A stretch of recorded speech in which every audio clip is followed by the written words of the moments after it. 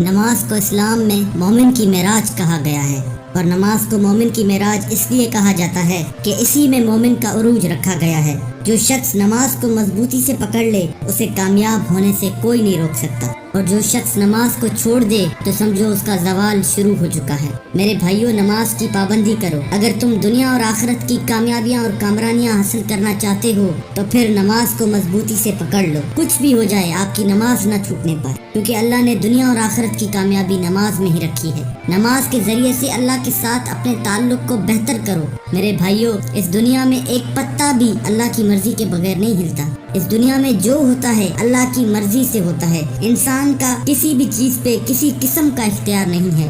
انسان کسی چیز کو حاصل کرنے کے لیے کتنی بھی محنت کیوں نہ کر لے، کامیابی اللہ نے اپنے ہاتھ میں ہی رکھی ہے۔ تو میرے بھائیوں، جب ہم جانتے ہیں کہ اللہ کی مرضی کے بغیر کچھ بھی نہیں ہو سکتا، جب ہم جانتے ہیں کہ اللہ کی مرضی کے بغیر کسی بھی محاذ پر کامیابی ممکن نہیں ہے، چاہے وہ دنیا کا محاذ ہو یا پھر آخرت کا، تو پھر کیا ہمیں اپنے رب کے ساتھ اپنے تعلق کو مضبوط نہیں کرنا چاہیے؟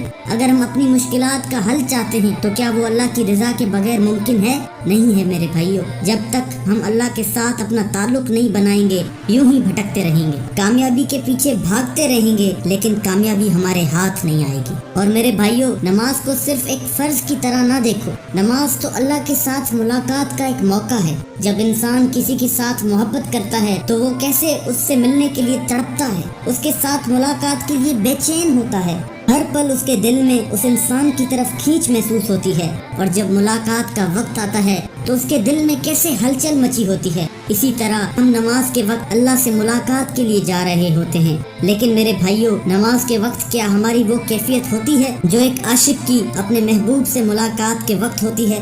یہ سوال ہمیں خود سے پوچھنا چاہیے۔ ہم اپنے رب سے محبت کا دعویٰ تو کرتے ہیں، لیکن کیا ہمارا دل بھی رب سے ملاقات کی شوق میں مچلتا ہے؟ کیا ہمارے اندر اپنے رب سے ملاقات کی تڑپ موجود ہے؟